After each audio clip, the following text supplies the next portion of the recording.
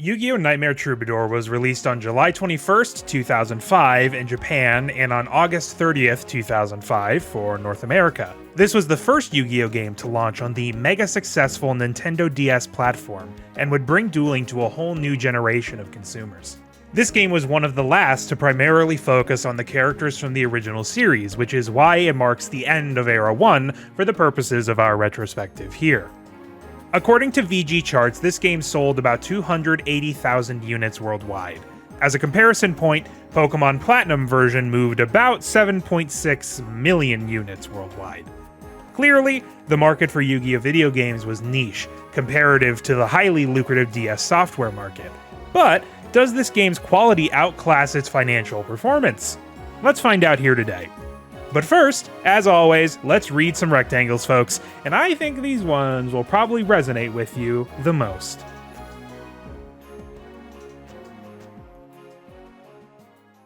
This game has a unified worldwide promo set, which included Silent Magician Level 4, Silent Magician Level 8, and Magician Circle. All three of these cards were featured in the final season of the original anime, so they became very popular to play amongst friends and family. But all of them were never particularly competitively viable. The attractive attack stat of Magician Level 8, as well as its being unaffected by spell effects, and its iconic appearance made people want to play it for sure. In fact, it received a retrain alongside Silent Swordsman to make the cards a little easier to play. But outside of Duel Links, these cards would remain pretty casually friendly. What's funniest about these cards is that they are actually offered as prizes for beating the cups offered in the game. So as a customer of this product, you would have these real cards and then win them in the story. What a fun little quirk. Nightmare Troubadour creates a role-playing experience placing you, yes, you, as the central character of the story. Except this time, the story is entirely original and not replacing major protagonists from the original plot. The story centers around you and whatever you've chosen to name yourself while you explore the city named, ideally, for where you live currently in real life. Or if you're a goblin, you can name the city your mom and forget how often the name comes up in the game. Either choice is acceptable, really. Seto Kaiba is hosting several tournaments concurrently, and in your city, the Beginner's Cup will be going on the very next day. After a brief security breach issue that seems to resolve itself, Kaiba is left uneasy but determined to continue with the events as planned. As yourself, you maneuver through your town and duel others by hovering your little icon over the map as it changes from blue to green to purple. Once it is purple, you are within pixels of finding a duelist to smoke with your deck. As you defeat duelists, you not only gain valuable experience and experience dollars, you also become closer to the duelists until you eventually become friends/rivals enough with them to trade cards and duel them with stronger decks. Once you get a high enough level, you qualify for the first Beginner Cup, and once you do that, you can qualify for the next one, and so on until eventually you discover the source of the technical issue was none other than anime-exclusive friend to the world, Noah Kaiba. But be warned, at night you may be accosted by a rare hunter. If you lose in a Shadow Game duel, it is a straight-up game over, and you can only save from your bedroom, so be diligent about recording your data. Opposing duelists at any level of the game are not especially difficult, but some duelists like Weevil and Odeon utilize strategies that will quickly overwhelm you if you're not careful. Let's talk about how you find duelists, because it is very funny. Like mentioned before, you hover your cursor over the map until it turns different colors.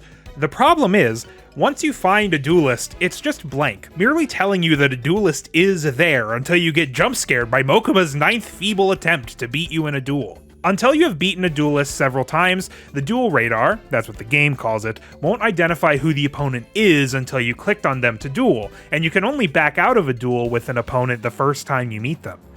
Seems a little backwards to me that you wouldn't want to immediately identify the duelist immediately after beating them once, but what do I know, I'm just a guy. You also, for the first time, have the ability to duel your friends wirelessly, without the need of a clunky link cable or silly little IR blaster. You can use a wireless LAN connection to duel people in the same room as you. This is basically the platonic ideal of what people wanted from a Yu-Gi-Oh game at the time.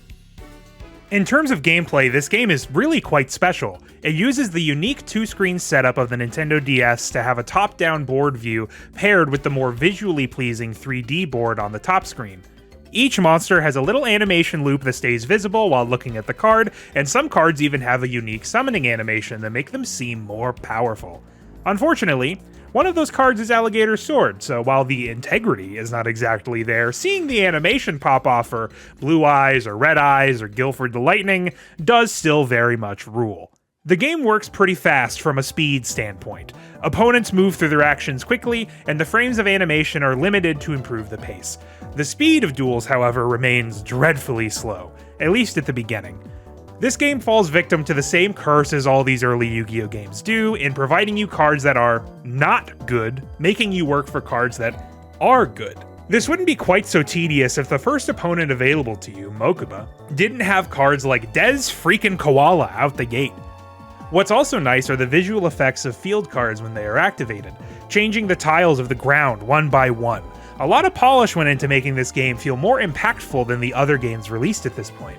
The cards available for this game are what you would find in a typical GOAT format pool. The game does comply to the relevant Forbidden and Limited list, which is always nice to see. When you beat the game, you get to have one Forbidden card in your deck, as a little treat. Passwords are available in this game, but they are entirely inaccessible for you in the portion of the game where getting cards with passwords would actually be meaningful.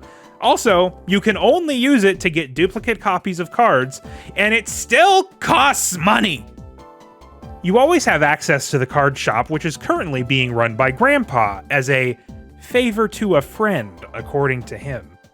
From here, you can do a few things. Most importantly, you can buy cards. I actually sort of enjoy these packs more than others. They are custom sets that pair certain kinds of cards together, like in World Championship 2005, but more thought was put into them this time, I think. Also, leveraging the power of the next generation of consoles, they created a small pack opening animation that is incredibly satisfying. Packs are a little expensive for how many points you will typically get in a duel, so be judicious with the packs you want to get, but what is fun is that you can actually run the shop out of packs, just like in real life. Packs you unlock are gated by your progression in the story and your duelist level. Although sort of everything is gated behind your duelist level, so let's just call it gated behind your duelist level. A couple are unlocked with a specific win condition involving Merrick, but that's just a couple. You can also get a tutorial for how to play the game if this is your first time, but you can also engage with the introduction of a feature that would return to several Yu-Gi-Oh games as time goes on: duel puzzles. These were never my cup of tea specifically, but I know many people who became obsessed with these and other Yu-Gi-Oh games. Essentially, you're presented with a specific board state and are asked to win the duel on that turn. This is accomplished through a specific intended solution, so the puzzle is figuring out how to achieve that. Duel puzzles have become synonymous with the video games, and they got their start here, so look forward to hearing more about those later on. Despite what I'd rather do. I would like to specifically mention here that the soundtrack for Nightmare Troubadour bangs way more than usual. The sound team is credited as just that, sound, so I can't really determine who, if anyone, was the primary composer, but congratulations to those folks on another incredible entry of tracks for these games. Additionally, the sprite art in particular is really special. It is all custom drawn for this game and stands out for its high quality, or at least it does to me. The character sprites all exude way more personality than any of the games that came before, and have that very manga feel with the shading and the posing. The general atmosphere for the world is a wonderful little expressionist dream, with the sun and moon always poking around the game shop in your room and their happy little faces. Your room is also worth mentioning in particular because it is covered in cool nods to the franchise. From Yu-Gi-Oh! Action figures and statues to Jump magazines on the wall, you can even see a little Obelisk the Tormentor on top of your duel mat on the floor. How'd he get it? Who knows? I guess they do proxies here too. The card shop also has a pretty believable setup, with singles on display in the glass case, and the one card table with two folding chairs in the center of the store. That's gotta be the most believable part of it.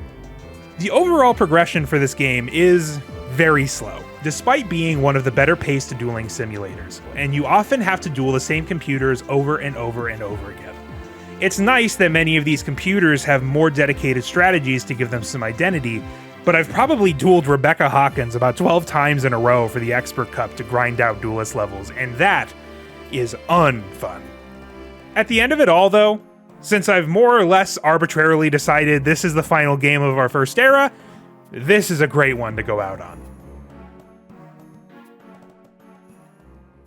Nightmare Troubadour is a truly great video game, even when taken in context of other Yu-Gi-Oh games. This one stands out as not only a wonderful way to experience an anime role-playing story, but also just generally a great card game RPG. I think if someone wanted to genuinely learn the game for themselves, this would actually be a wonderful place to point them in the early aughts. And if you knew someone who was just interested in a Nintendo DS era card RPG, I would honestly say this is a good one to grab.